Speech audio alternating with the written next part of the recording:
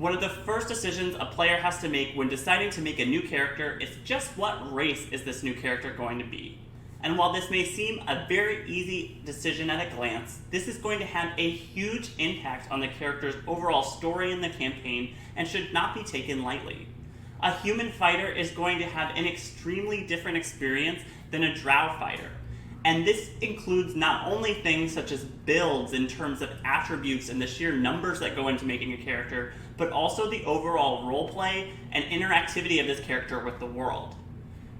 Things such as their vision or abilities all are affected by this decision, and all of these things should be in your mind when choosing just which race you're going to pick for your next character. This is going to be the first in a series of videos that takes a deep dive into each racial option. In doing so, we're going to look at strengths and weaknesses of choosing that race, different roleplay tips for playing a race, and also build tips and tricks for all of you min-maxers out there. And today's video should be a pretty easy one to understand as we're going to be talking about humans, and I imagine pretty much my entire audience has at least some experience doing this. At least, I hope so. Now I know what a lot of you are asking. Really, RPGMD? Human? They're so boring, and I already play human every single day of my life. Why would I be playing a human in Dungeons & Dragons? And what you may be surprised to hear is that humans are actually the most played race in all of Dungeons & Dragons. Dungeons & Dragons recently released statistics that were gathered from D&D Beyond, in which they looked at the past 100,000 characters that were made on the website. And looking at this, humans were by far the most created race, with over 25,000, or a fourth of the characters made playing a human, with the next highest race being the elves, who had 9,000 made characters less than the humans. So I'd say it's pretty safe to say that there's at least some interest out there in playing a human in Dungeons & Dragons.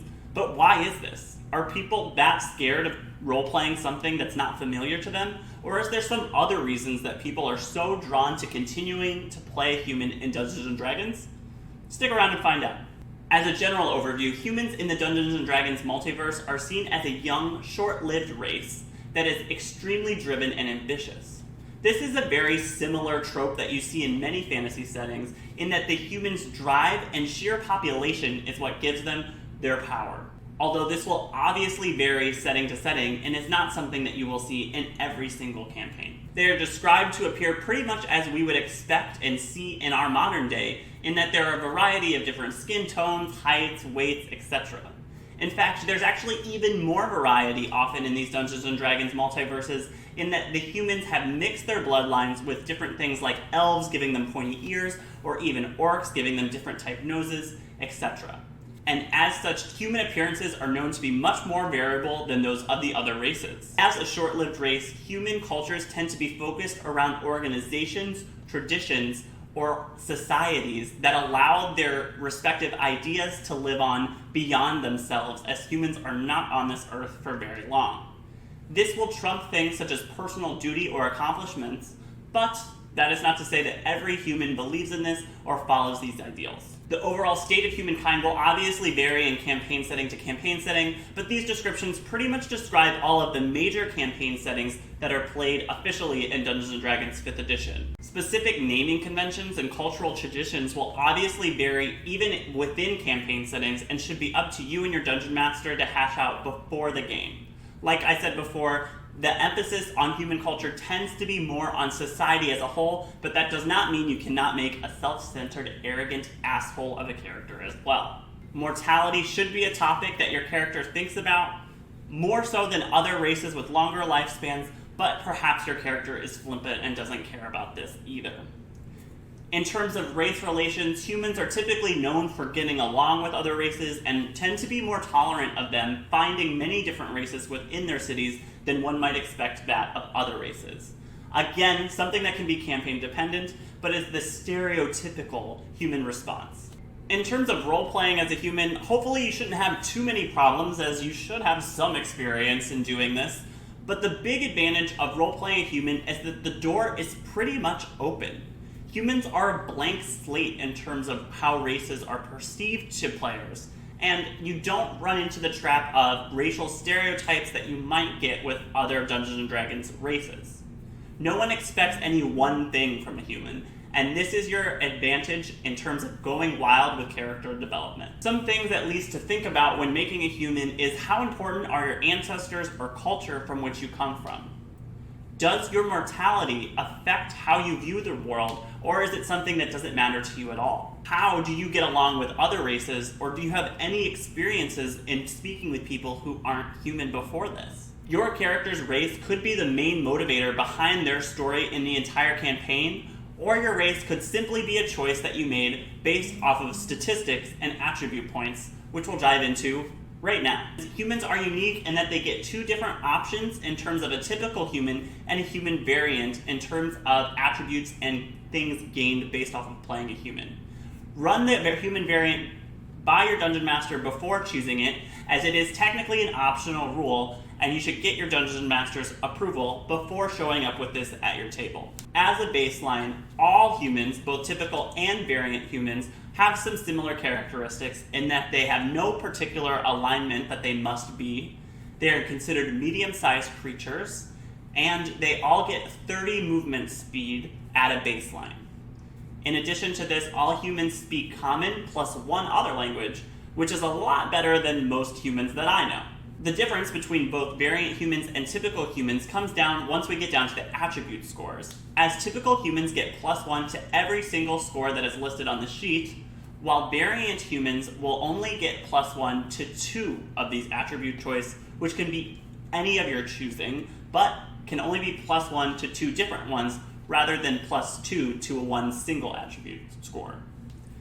By giving up the other 3 attribute bonuses, variant humans gain the ability of 1 additional skill proficiency, and the big thing, which is 1 feat at level 1.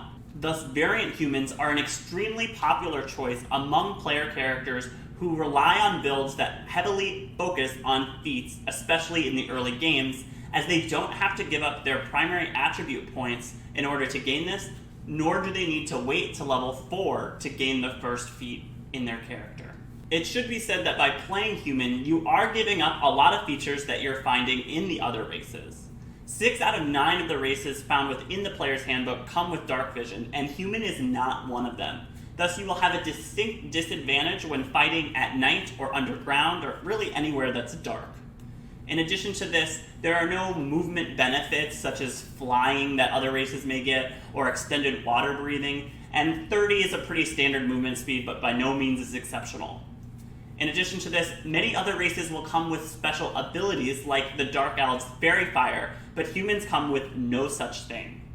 And there are bonuses to attribute points at +1. It's nothing crazy unique, but it's certainly not bad either. It's just middle of the road. Most people who play human do so for the variant model and for the feat that is attached to them, which allows different builds to shine much earlier on in the Dungeons & Dragons experience, and relies on that human variant model in order to do so, as no other race gets this advantage at level 1. In terms of builds that go great with humans, there aren't any that really go bad with them, as +1 to every attribute is certainly not bad for any build, though it may not be the best choice.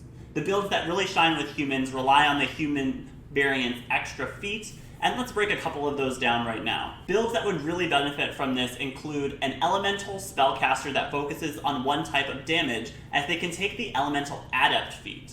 This allows them to bypass monsters' resistances, and should be taken especially if a spellcaster is focusing on acid or fire damage, as they are some of the most resisted attributes in the game. For ranged characters, getting crossbow expert early on will allow them to attack twice at level 1 as long as they're using a hand crossbow, and once they get multi-attack, up to 3 times.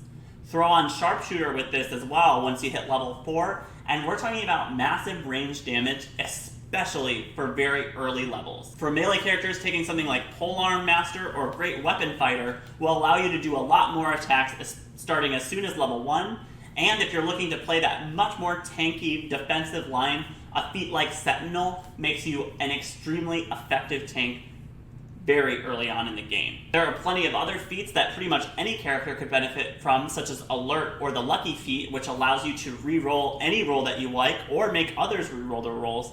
And really, there is no single build that would not benefit from a single feat at level 1, just some are better than others. Not to sound like a broken record, but the racial choice is one that is entirely up to you and is never going to be a choice that you make in a vacuum.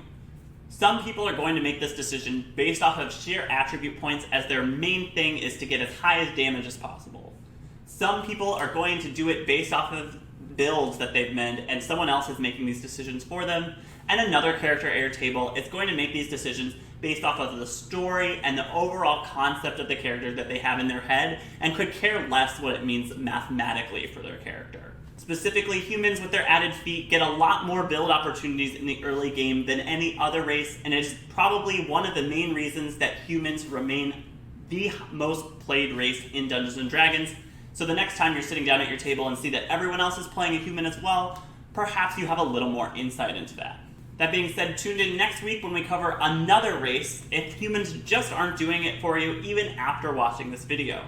Make sure you don't miss that episode by clicking the subscribe button right now, and I'd love you forever if you liked and favorited me as well. And you can catch all of my previous content over here and over here. I'm RPGMD, writing you a prescription on all things dice, dragons, and gaming, and I'll be seeing you guys next week.